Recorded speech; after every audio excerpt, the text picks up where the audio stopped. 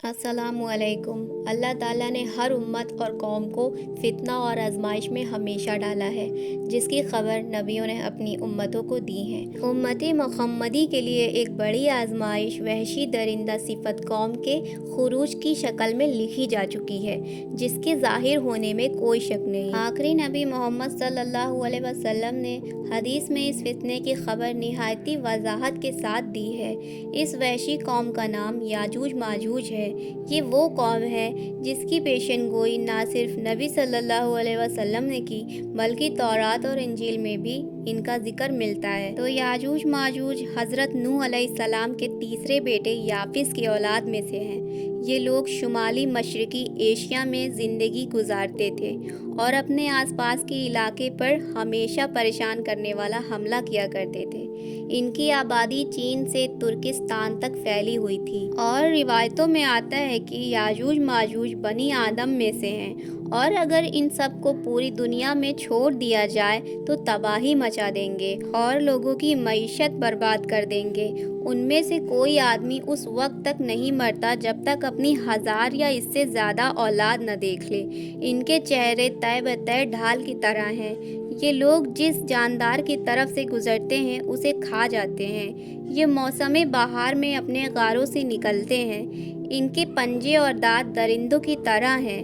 हज़ारों साल पहले रूहे ज़मीन में अल्लाह का एक नेक बंदे की हुकूमत थी, जिनको जुल्करनैन के नाम से जाना जाता है। अल्लाह ताला ने जुल्करनैन को ज़मीन में एक बड़े हिस्से में बादशाहत दी थी। जुल्करनैन ने मशरिक़ और मगरिब का सफ़र भी किया था। जब हज़रत जुल्करनैन ने शुमाल का सफ़र किया तो आपका गुज़र मशरिकी तुर्किस्तान और मुग़लिस्तान के इलाकों से हुआ।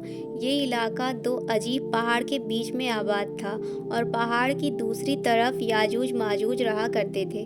उन लोगों ने जुल्करनैन से याजूज माजूज के फितने की शिकायत की और कहा, ये कौम बार बार हमला करके फसाद फैलाती है। तो जुल्करनैन ने उस सरकश कौम की यलगार से हिफाजत के लिए उन पहाड़ों के बीच एक मजबूत दीवार तामीर करवा दी, जो कि लोहे और पिघले हुए तांबे से बनाई गई थी। तामीर पूरी होने के बाद आपने अल्लाह का शुक्र अदा किया और लोगों को आगाह किया कि ये दीवार वक्ती तौर पर इस कौम में हिफाजत करेगी, लेकिन हर चीज़ फना होकर रहती है। तो एक दिन ये दीवार भी टूट जाएगी और याजूज माजूज यहाँ से निकलकर तमाम ज़मीन में फैल जाएंगे, जैसे कि अल्लाह ने कुरान में फरमाया, यहाँ तक कि याजूज माजूज खोल दिए जाएंगे और वो हर बुलंदी से दौड़ते हुए आएंगे और सच्चा वादा करीब आ लगेगा। हज़रत अबू हुरैरा से रिवायत है कि हुजूर सल्लल्लाहु अलैहि वसल्लम ने फरमाया, फिर वो दीवार तोड़कर लोगों पर निकल आएंगे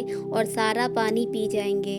लोग किला बंद हो जाएंगे और वो हर टीले से भागते हुए आएंगे। उनके अगले अफराद बहरे किब्रिया में गुजरेंगे तो उनका सारा पानी पी जाएंगे और उनके आखिरी अफराद वहाँ से गुजरेंगे तो कहेंगे, कभी यहाँ पानी हुआ करता था, और हज़रत ईसा अलैहिस्सलाम और उनके साथी मासूर हो जाएंगे और फिर वो अपने तीर आसमान की तरफ फेंकेंगे, जिन्हें अल्लाह खून लगाकर नीचे फेंकेगा। तो वो कहेंगे, हमने आसमान वालों पर भी गलबा पा लिया, जिस तरह हम ज़मीन पर गालिब हैं। एक रिवायत में है कि बेशक याजूज माजूज रोज़ रोज़ दीवार तोड़ते रहते हैं। जब वो पूरी टूटने के करीब होती है तो उन्हें सूरज की शुआएं दिखाई देने लगती हैं। इनमें से उनका बड़ा कहता है, चलो बाकी का कल तोड़ेंगे।